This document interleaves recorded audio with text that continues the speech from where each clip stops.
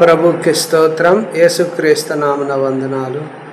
ఈ వీడియో గురించి మీ అభిప్రాయాలు కామెంట్లో మాకు తెలియజేయండి. వీడియో నచ్చినట్లయితే లైక్ చేయాలని, మరి ఇతరులకు వీడియోను షేర్ చేయాలని ప్రభు పేరిట కోరుకుంటున్నాను. నేడు సమాజంలో అనేక మంది దేవుని చర్చికి వెళ్ళే వారిని గురించి రకరకాలైనటువంటి ఉద్దేశాలు, అంటే మత మార్పిడి చేస్తున్నారు. బలవంతంగా వాళ్ళకి దేవుని గురించి ఆశ చూపించి అనేకులను క్రైస్తవ్యంలోకి మతంలోకి మారుస్తున్నారు అనేటువంటి వాదనలు వెలువడుతున్నాయి. అలాంటి వారిని ఉద్దేశించి బైబిల్ మనకి ఏం చెప్తుంది అనే ఉద్దేశం చూసినట్లయితే మత్తయి సువార్త 12వ అధ్యాయంలో యేసు విశ్రాంతి దినమున పంట చేలలో పడి వెళ్ళుచుండగా శిష్యులు పంట చేలలో పడి వెళ్తున్నారు. శిష్యులు ఏం చేశారంటే ఆకలి కొని వెన్నును త్రుంచి తినసాగినారు. అక్కడ రాయబడింది ఏంటంటే, అప్పుడు పరిసయ్యులు అది చూసినారు. ఇదిగో విశ్రాంతి దినమున చేయకూడనిది వారెందుకు చేయుచున్నారని శిష్యులను చూసి శిష్యులు చేయుచున్నారని ఆయనతో చెప్పినాడు. వాళ్ళు విశ్రాంతి దినమున పంట చేలలో పడి వెళ్తున్నారు. అక్కడ ఏం చేశారంటే ఆకలితో ఉన్నారు కనుక వెన్నులు త్రుంచి తిన్నారు. పరిసయ్యులు అది చూసి ఇదిగో విశ్రాంతి దినమున చేయకూడనిది నీ శిష్యులు చేయుచున్నారని ఆయనతో చెప్పారు. అప్పుడు యేసు వారిని ఉద్దేశించి ఏమంటున్నాడంటే, తానును తనతో కూడా ఉన్నవారును ఆకలి కొని ఉండగా దావీదు చేసిన దానిని గూర్చి మీరు చదవలేదా?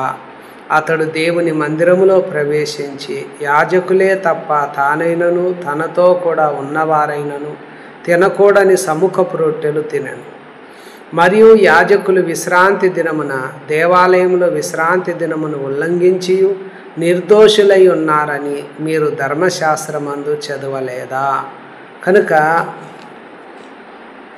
రాయబడిన మాట ఏమిటంటే, దేవాలయము కంటే గొప్పవాడు ఇక్కడ ఉన్నాడు అన్నాడు. అంటే రాయబడిన మాటలో తానుతో కూడా ఉన్నవారును ఆకలి కొని ఉండగా దావీదు ఏం చేశాడంటే, దేవుని మందిరంలోకి వెళ్ళి యాజకులు తప్ప ఎవ్వరూ తినకూడని సముఖపు రొట్టెలు తీసుకొని తిని తనతో కూడా ఉన్న వారికి ఇచ్చాడు. విశ్రాంతి దినాన్ని అతను ఉల్లంఘించి కూడా నిర్దోషిగా ఉన్నాడు అనే మాట రాయబడి, దేవాలయము కంటే గొప్పవాడు ఇక్కడ ఉన్నాడు అని రాశాడు. కనుక యేసు విశ్రాంతి దినమున ఏం కోరుకుంటున్నాడంటే కనికరాన్ని కోరుకుంటున్నాడు, కానీ బలిని నేను కోరను అని వాక్యభావం మీకు తెలిసి ఉంటే దోషులని తీర్చకపోవుదురు. ఇక్కడ పరిసయ్యులు ఏం చేస్తున్నారంటే శిష్యులకు తీర్పు తీరుస్తున్నారు, వారి మీద నేరం మోపుతూ ఉన్నారు. అందువల్లనే యేసు ఏం చెప్తున్నాడంటే, దేవాలయము కంటే గొప్పవాడు ఇక్కడ ఉన్నాడు. ఆయన కనికరాన్ని కోరుకుంటాడు కానీ బలిని కోరడు. దోషులని మనము తీర్పు తీర్చకూడదు అంటాడు. మనం దయచేసి దేవుని యొక్క బిడ్డలుగా ఒకరికి తీర్పు తీర్చేవారుగా ఉండకూడదు. దేవుడు ఒక వ్యక్తి నుండి కోరుకునేది ఏమంటే కనికరాన్ని కోరుకుంటాడు. మనుష్య కుమారుడు విశ్రాంతి దినమున ప్రభువై ఉన్నాడు. చూడండి, మనుష్య కుమారుడు విశ్రాంతి దినమున ప్రభువుగా ఉన్నాడని దేవుని వాక్యం మనకు చెప్తుంది. మళ్ళీ అదేవిధంగా సమాజ మందిరంలోకి మళ్ళా అక్కడి నుండి ఆయన ప్రవేశించినాడు. మనుష్య కుమారుడు విశ్రాంతి దినమున ప్రభువుగా ఉంటాడు.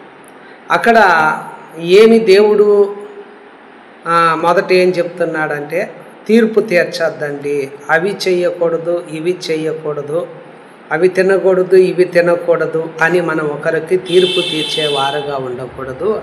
రెండవదిగా వారు మరియు ఇతరుల మీద నేరం మోపేటువంటి వారుగా మనం ఉండకూడదు.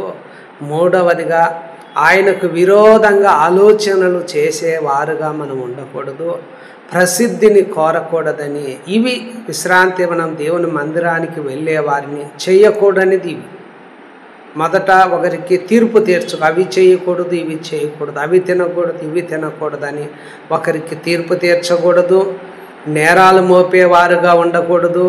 మరి ఆయనకు విరోధంగా ఆలోచనలు చేసేవారుగా మనం ఉండకూడదు. ప్రసిద్ధిని కోరేవారుగా ఉండకూడదు. దేవుడు ఏం కోరుకుంటున్నాడంటే కనికరాన్ని కోరుకుంటున్నాడు. రెండవదిగా ప్రభు ఏం కోరుకున్నట్టే ఒక వ్యక్తిని స్వస్థపరిచేది న్యాయమే. మేలు చేసేది ధర్మమే అని ప్రభు చెప్తున్నారు. ఆడ ఊచ చేయగలవాడు సమాజ మందిరంలో ఉన్నాడు. ఆ వ్యక్తిని ఉద్దేశించి ప్రభు అంటాడు, విశ్రాంతి దినమని, ఆ విశ్రాంతి దినమున ఏ మనిషికైనాను ఒక గొర్రె ఉండి అది గుంటలో పడిపోతే దాన్ని పట్టుకుని పైకి తీయడా? గొర్రె కంటే మనుషుడు ఎంతో శ్రేష్ఠుడు కాబట్టి విశ్రాంతి దినమున మేలు చేయుట ధర్మమే అని చెప్పాడు.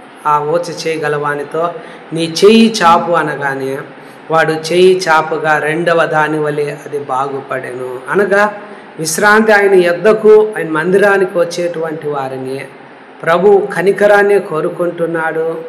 మరి అదేవిధంగా స్వస్థపరిచేది న్యాయము అంటున్నాడు, మేలు చేసేది ధర్మమే అంటున్నాడు, బాగు చేయాలని ఆయన కోరుకుంటున్నాడు. ఆయన వెంబడించే వారందరినీ కూడా స్వస్థపరచాలని దేవుడు కోరుకుంటున్నాడు. కనుక దయచేసి ఈ ఉద్దేశాన్ని మనం తెలుసుకొని క్రీస్తు కొరకు జీవించాలి. రెండవదిగా విశ్రాంతి దినం అనేది మనకు దేని కొరకు దేవుడు ఏర్పరిచినాడంటే, మార్కు సువార్త 2వ అధ్యాయం చివరిలో రాయబడింది, విశ్రాంతి దినం అనేది మనుషుల కొరకే నియమించబడింది. అనగా విశ్రాంతి దినము మనిషి కోసమే దేవుడు నియమించాడు, కానీ మనుషులు విశ్రాంతి దినము కొరకు నియమింపబడలేదు.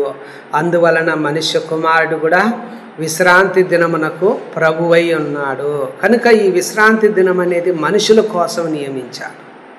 ఆ మనుష్య కుమారుడు విశ్రాంతి దినమున ప్రభువుగా ఉంటాడు అని రాయబడి. రెండవది, విశ్రాంతి దినం సమాజ మందిరంలోకి వెళ్ళినప్పుడు అక్కడ ఏం జరిగిందంటే, ఆయన మీద మనము నేరాలు మోపేవారుగా ఉండకూడదు. రెండవదిగా ఏం చేయకూడదంటే, ఆయనకు విరోధముగా ఆలోచనలు చేసేవారుగా ఉండకూడదు. మరియు ఆ దినమున వెళ్ళేటువంటి వారిని ఆ వ్యక్తి ఏమైనా స్వస్థపడుతాడేమోనని కనిపెట్టేవారుగా ఉండకూడదు. కనుక ప్రభు మనతో ఏమంటున్నా అంటే, మేలు చేయుట ధర్మమా, కీడు చేయుట ధర్మమా, ప్రాణరక్షణ ధర్మమా, ప్రాణహత్య ధర్మమా అని మనలను క్వశ్చన్ వేస్తున్నారు. కనుక ప్రభువు మన నుండి మేలు చేసేదే ధర్మము, ప్రాణాన్ని రక్షించేదే ధర్మము.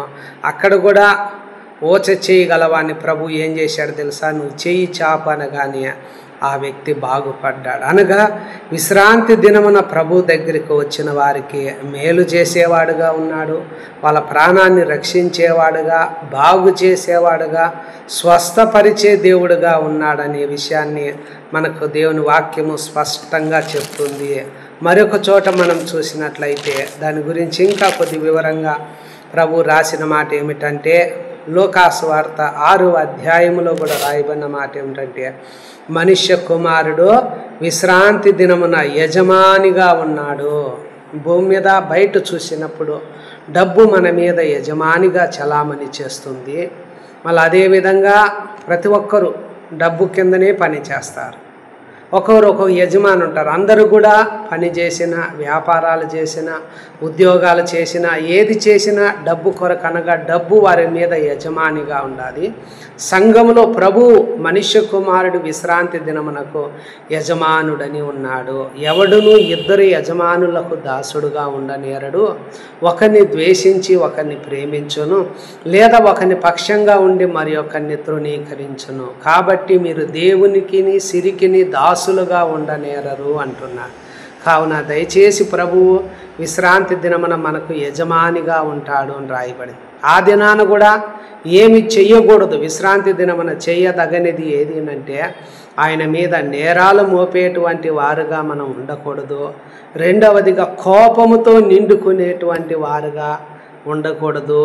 మరియు అదేవిధంగా ఆయనకు విరోధంగా ఆలోచనలు చేయడం, కోపముతో నిండుకోవడం, ఇవి మనము చేయకూడదు. ఎందుకోసమంటే విశ్రాంతి దినమున స్వస్థపరుస్తాడు, ఆయన బాగు చేసేవాడు, మేలు చేసేవాడు అని ఈ సత్యము తెలుసుకొని క్రీస్తు కొరకు విశ్రాంతి దినం అనేది మనుషుల కోసమే నియమించాడు. విశ్రాంతి దినమున మనుష్య కుమారుడు ప్రభువుగా ఉంటాడు. కనుక దయచేసి వీడియో గురించి మీ అభిప్రాయాలు కామెంట్లో తెలియజేయండి. దయచేసి